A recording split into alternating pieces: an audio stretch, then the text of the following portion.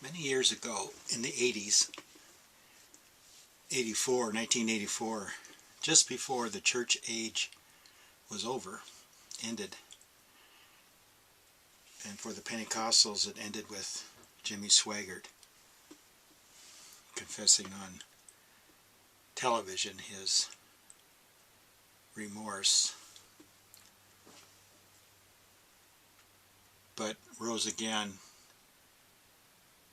into a ministry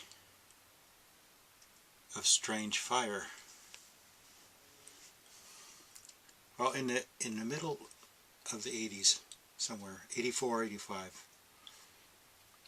that was a time when the church age ended. The last Sundays before the church age ended, I was in a Assembly of God church where there were manifestations, interpretations of tongues given by various members unsolicited in the congregation. And there was a free course, but there was also a warfare that was going on at the same time. Spiritual darkness and light. It was a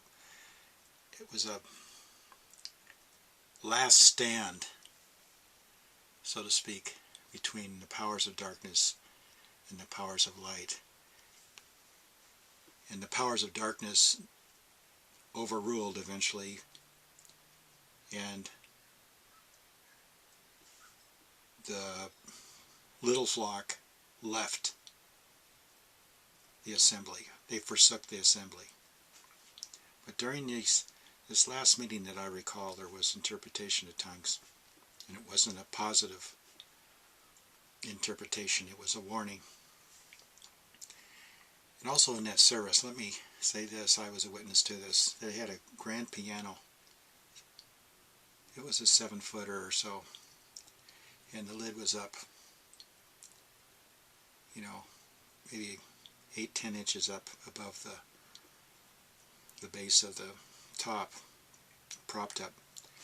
And the top came off on its own, flew off entirely off the piano and landed on the platform.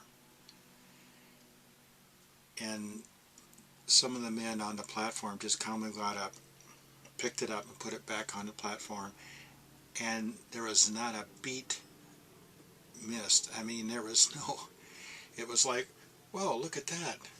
But they just continued on. And that was demonic. And it was during this service that was one of the last ones the last one I was in. And it was after that I was called out, after most of my life going to church, because the Holy Spirit said, this is not of me, it is a business.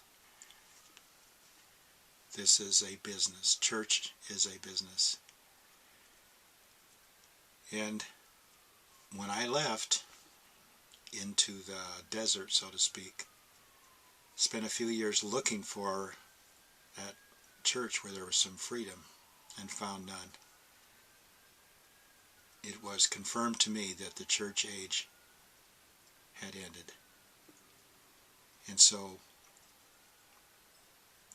as a member of the little flock, I had to learn how to build myself up without a pastor, in my most holy faith, praying in the Holy Spirit, which I had received the baptism years before, exercising myself in an unknown tongue, but praying to God,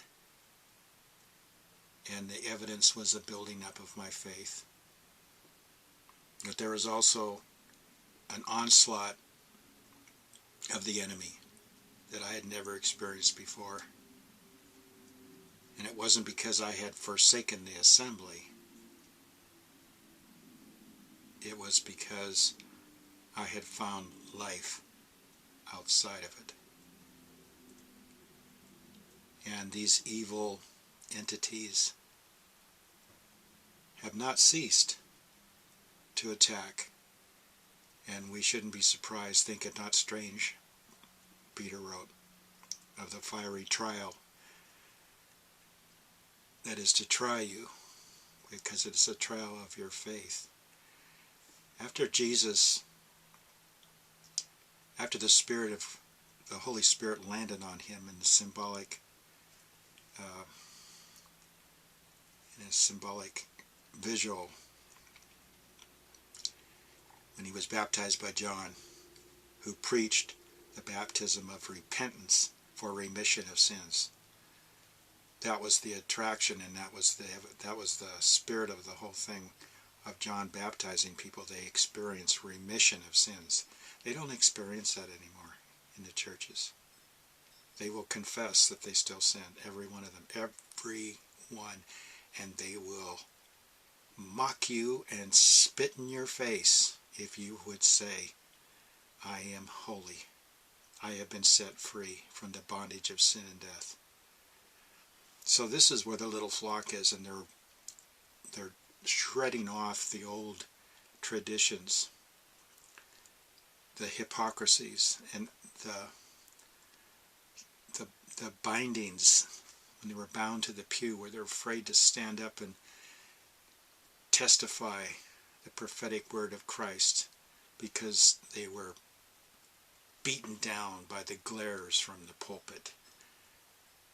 The haughty daughters prancing around with their timbrels, and the pastors in their glory, their self-glory, looking down upon the poor, the oppressed, the simple-minded, the people that think they have nothing. But let me say, when you have nothing, you have Christ. You must deny yourself, and that's what you're doing. That's what we have to do.